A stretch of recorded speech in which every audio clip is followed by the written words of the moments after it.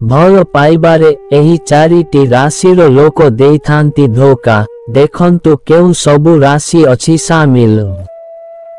बंधुगण, जीवन को आनंदर सह उपभोग करिबा पाई आम मन को बुझी पारुथिबा गोटिए साथीर आशा समस्ते रखंती।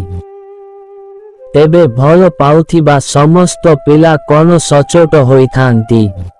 एहार उत्तर नाही आसीबो, कारण आजिकाली देखिबाको मिलुछि कि भल पाइबा एक बेपार सदृश होई सारिलानी। इच्छा हेला तो हाथ धरिली, इच्छा हेला तो हाथ छाड़िली। तेबे आसंतु जानिबा केउ राशिर पिला धोखा देबा भली काम करिथांती। तेबे आउ काल विलंब नकरी चालंतु सेही चारिटी राशि विषय जानिबा। भिडियोटी को मूलरू शेष पर्यंत देखंतु। सिंह राशि, एमानंको भल पाइबा बहुत निबिड़ होइथाए, किंतु आपण एमानंको मुंडरे चालिथिबा कथा को सहजरे बुझी पारिबे नाही, कारण एमाने ड्रामा करिबारे माहिर थांती। जदि एमानंको साथी एमानंको टिकिए मन ओना करि दिए, तेबे एमाने निज साथी ठारू संगे संगे मन फेराई आनी थांती। कुंभ राशि, एमाने भल पाउथिबा मनीषर समस्त तथ्य को खोजी थांती। धरा पड़िजिबार भय एमानंको पाखरे न थाए।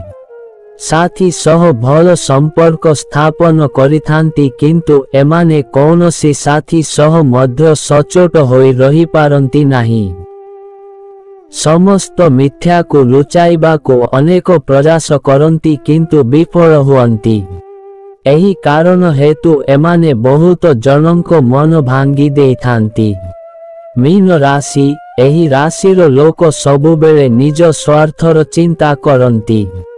एमानंको पाई निज भावनाहीन सबुठारु मूल्यवान होइथाए।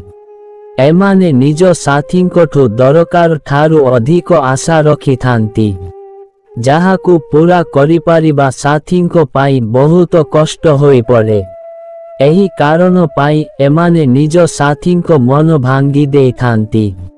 मिथुन राशि, एही राशिर व्यक्ति समस्त कथा को जानिबार जिज्ञासा निज मन भितरे रखिथांती। अन्य मानंकु निज कथारे फसाइबा एमानंकु बहुत भलरे जଣା थाए। निज कथारे अन्य मानंकु बहुत सहजरे मूर्ख बनेई दियंती। एमाने बहुत जनंको सह संपर्करे आसीथांती एवं सेमानंको मन बहुत सहजरे भांगी देइथांती। मन भांगुथिबा लोकर दुख कष्ट को बुझिबा पाई चेष्टा मध्य करंती नाही। एहा थिला सेही राशि मानंको कथा जेउमाने निज साथींको मन खूब सहजरे भांगी देइथांती। बंधुगण, भिडियोटी भल लागिले भिडियो को गोटिए लाइक एवं आमर सत्य गाइडर यूट्यूब चैनल को सब्सक्राइब करिबा को भूलिबेनी। धन्यवाद। जय श्री कृष्ण।